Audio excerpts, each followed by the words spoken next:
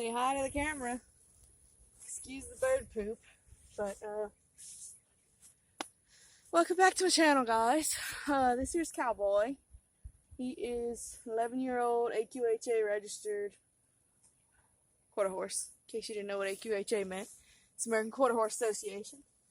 Excuse the squinting, the light's kind of bad. I wanted to go ahead and give you guys a saddle review and a saddle, I guess you'd call it a tack-up tutorial on a Western saddle. So, probably can't see me. Not really. Okay. I'm going to be tacking up from this side, just because this is the side I normally do.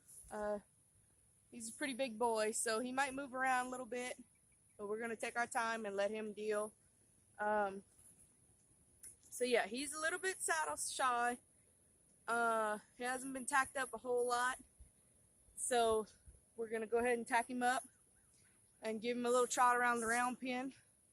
And I'm going to go ride after, but I won't be able to take you guys with me because I go over to the neighbor's house, and I don't know how she'd feel with a camera on her while she's practicing for a rodeo this weekend. So we're going to go ahead and cut it off after I give him a lunge around the round pen. But I like this little saddle pad. This is a, I forgot what the brand exactly is.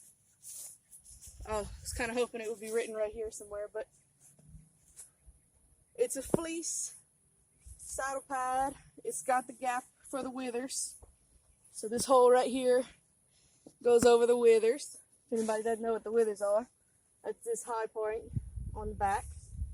So, excuse the bird poop, by the way.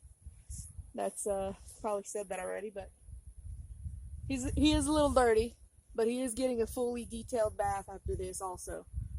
And I might give a tutorial on that too. So, it's going to be a pretty eventful day. So I'm going to go ahead and put this saddle pad up here. I put it up, as you can see, a little high. Because see how it's dipping right here? So I'm going to slide it back into place. So it should sit pretty level on his back. Go ahead and center it with his spine, because this leather piece should be in line with his spine. It helps when they're standing square, but, you know, it's an animal. They're not going to do everything perfectly like you thought. So I'm going to go ahead and bring it back up just a tiny bit. And if you'll notice, when I adjust it towards the front, I'll pick it up a little bit and then slide it back. That way it's pushing all the hairs the direction they're supposed to go. He's a little antsy. It's alright. So I'm going to go ahead and grab up my saddle. And because he's a little saddle shy, I loop the stirrup that I'm going to be putting over him on the saddle horn here, so that it doesn't swing over and smack him, because I think maybe that's what started this, as I would just sling it up there, and he didn't really like it. So I'm going to wait till he's relaxed, and if you'll notice, he might twitch a little bit. Rubbing him on the shoulder, just kind of calming him down. I'm going to go ahead and toss it up. You see how he moved a little bit? It's fine. I just slowly set it down just like I would normally. And I'm going to adjust my saddle pad underneath it a little bit, because I put it a little high. Alright. So you can see he kind of wiggles around. He doesn't particularly like this part of the riding. I'm going to come around and adjust this side also, but I'm going to take the stirrup down first so I can see it like it's going to be. So, just kind of wiggle it a little bit, get it situated. I'll probably need a little bit longer saddle pad for this saddle, because I do like to have a little bit extra on the back end. But it fits it fine. If I do get one later on, you know, I'll try it on him first and then see how it goes. So this saddle, as you can see, fits him perfectly. It wiggles, but that's only because it's, sorry. There we go. So, it wiggles a little bit, but that's only because it's not cinched up. But as you can see, it doesn't rock forwards or backwards. I'm pushing it pretty hard. So it fits him really, really well. It fits him perfectly almost. This is a brand new saddle. This is a Corriente Ranch Cutter. You're all right. There you go. All right. See, he got a little nervous, so he was pulling back on his line, but it's okay. He's relaxed now. He knows I'm not gonna throw it around on him anymore. So this is a Corriente Ranch saddle. Ranch Cutter is what it's called. It's a, I'm gonna go ahead and take you guys down so y'all can see it. So it's a ranch cutter. Can't really see, can y'all? Let's go on this side and give you a better. There we go. All right, so the light's not so bad on this side. So this is the 903C Ranch Cutter. This is almost factory. I did change a few things on it. Like I got the mock elephant skin seat. I can't see if y'all can see. Okay, there we go. I got the mock elephant skin seat. That's $50 on top. I changed the conchos here to the pistols. Otherwise, it just would have been a floral, kind of like this. The tooling was already, what the style comes with, is the dark tooling and the floral tooling. So, yeah, it fits him really well, though. I like the way it fits. I don't like the way this saddle pad comes close right here, but I'll just have to deal with that for now. So, here it is. It's got the rough out on the side and on the stirrups. I did get the stirrups changed out. It would have came with all rawhide stirrups, but because I like my aluminum stirrups because they seem to last longer, I feel like they don't break as easy. It has the leather on the bottom, so you still have the same foothold and you don't get your foot stuck in them. But I went with the crosses cut out with the engraved silver. It comes with a really thick billet. I really like these billets. They're nylon and leather, so you really got a good strong, safe billet.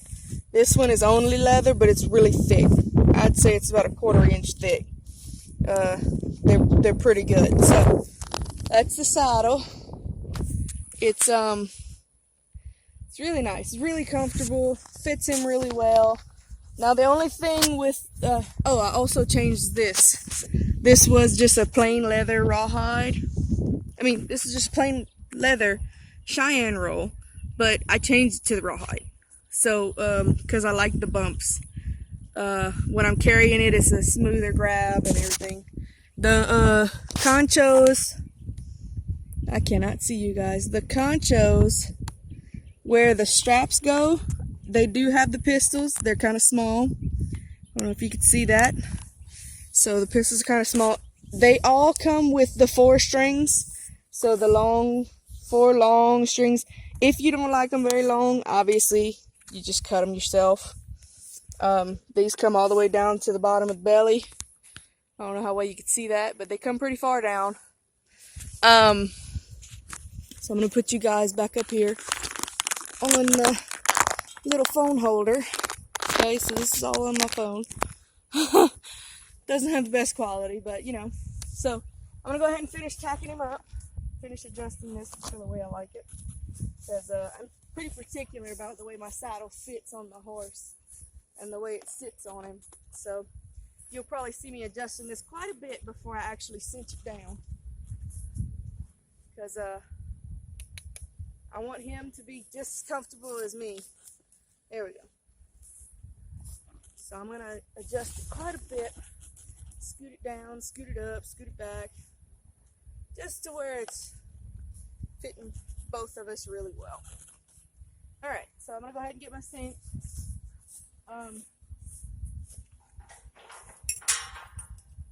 Of course, you have to buy your own cinch.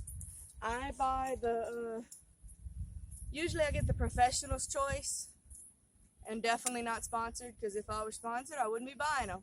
But I bought the Weaver Leather Smart Cinch this time, and I'll show you why it's called a Smart Cinch in a minute. This back billet comes with it. Back cinch comes with the saddle. This comes standard on all of them. I'm sure you can get a darker or a lighter. I'm sure you can customize these any way you want, really. But this is the one it comes with, so I'm going to go ahead and cinch that up on this side.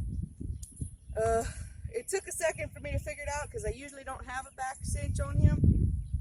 So, but it worked out to where it's on two holes on both sides.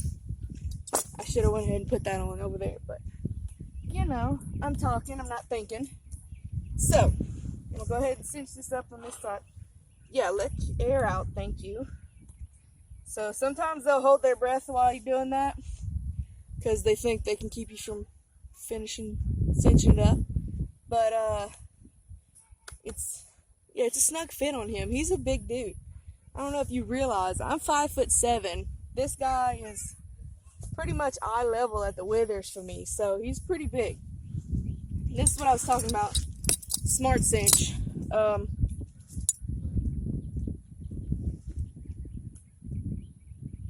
Don't mind the golf cart with the kids. That's my nieces and nephews. They're everywhere. So this is why it's called a Smart Cinch. It has two hooks. Most cinches come just like this. It's just got one side. So if you want to buckle it, you have to really have the right length latigo here for it to buckle properly. Because if not, you're not going to get a buckle. I don't buckle it anyways. I always bow tie it, I call it. I don't know the proper name for it. I just call it a bow tie. So this really helps. It also has rollers. I think I reviewed this when I bought it. And I showed you guys the rollers. I'll have to see which video that was. I don't quite remember if I really showed y'all or not. But let's go ahead and get them cinched up. Oh, and typically it's better to do the front cinch first because some horses don't particularly like that back cinch. And if you do up the back cinch, they'll tend to buck. He doesn't. I still am not doing it right. I should have did it right, but so that's a no-no. You always do this last, or you know, after your front cinch, or your regular cinch. I call it a front and back cinch. That's personal preference. Okay, so I'm gonna go ahead and get a cinch up, and you go through the top one first. Can y'all see that? No, y'all can't see that. There we go. So I'm gonna go through this top little skinny square first, right here, and bring it through. And it comes with this nice thick leather latigo. If you prefer nylon, some people do. I kind of like nylon, but I think I'm gonna stick with the leather on this saddle, just because everything matches, and I like matchy things. So you go one round through there, that top one, and then typically you can fit a second round through there, but on him, because he's so big, you don't need it, because see how little bit of you want to at least have enough to make your bow tie if you're doing a bow tie. If you're not doing a bow tie, see, with him, the holes don't go down far enough. So this hole is probably going to get to about right here. So I can't cinch it up that way with him anyways. I have to bow tie it with him. I'm watching for the kids in case they get over here. So I can keep an eye on them. Just in case. I mean, you never know with horses. Things happen. So I'm going to go ahead and snug it up. I can still get my fingers behind it. Yeah, because I'm going to lunge him before I fully tighten it. So I'm actually just going to do this. And I'm going to get my bow tie started. But this top part, I'm not actually going to fully tighten. Like, I'm going to start my bow tie. And then I'm just going to set it. I'm not going to, like, snug it up. Or I'm not going to, usually when I'm tacking up, I'll start my bow tie. And I'll leave it a little slack. And then I'll grab this outside strap and finish tightening it, and then tighten my bow tie. But since I'm gonna be lunging him, and I don't need it tight enough for me to get on, I'm going to go ahead and leave it a little loose. So, also with these stirrups, these saddles, they have a tutorial on their website on how to shape them to where they'll stay facing that way. I just didn't do it yet. I just got the saddle Monday. Today's Thursday. I just haven't done it yet. I'll probably do it over next weekend. But what it is you wet these stirrups down. Wet these fenders down. Both sides, all the leather, everything right here. You wet it real good. And then you take you a stick. I'll give you all a tutorial on that too when I do it. Take you a stick and you put it through like this, and you put it through to the other one the same way. So where this side of the stirrup is on that side of the stick. That way it'll hold them like that, so that when it dries, they'll stay pretty much like that. That's how they're supposed to stay, is turned to where you can just slip your foot in on the other side. Because when you get on and you go to put your foot in, and you're reaching down having to turn that stirrup, that's just, a waste of time, really. So if you get them turned properly, and you won't have to do that.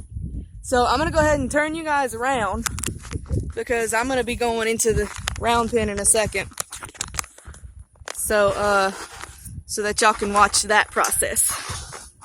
So I turned y'all around, so y'all are facing the round pen. I'm going to be bringing him in there.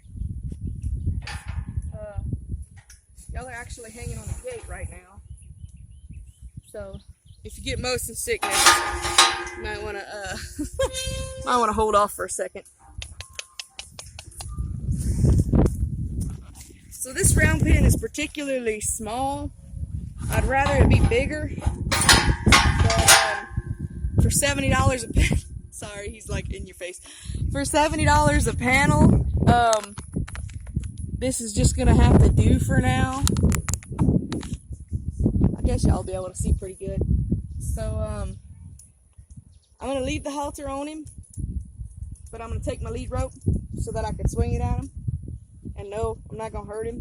I'm just gonna swing it at him because he tends to be lazy. So I'm gonna get him lunging him here. There you go. So you want him to go just a steady trot. As you can see, the round pin's small, so he's not going to be able to go very fast, or he'll start slipping. So I'll just let him do his thing, and you'll see the saddle's not bouncing around a whole lot. That shows too that it fits pretty well. So he's doing his thing. I'm going to let him do his thing. This is the ideal way to lunge them. Some people like to spin around with them. I particularly don't like being busy. So I'm just going to let him spin around while I stand still. And I'm going to try. Oh. So that's good. Good boy. Good boy. So I'm going to let him take a little break for a second. And then I'm going to come up, because he's been getting confused lately. So I'm going to come up and kind of get his head on that side. And then ask for the trot again.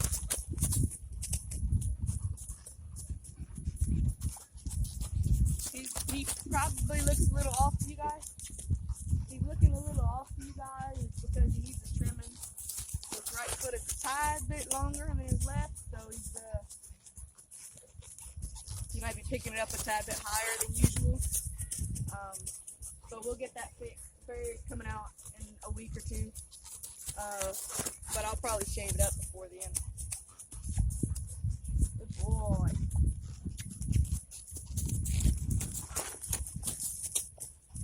He's doing good.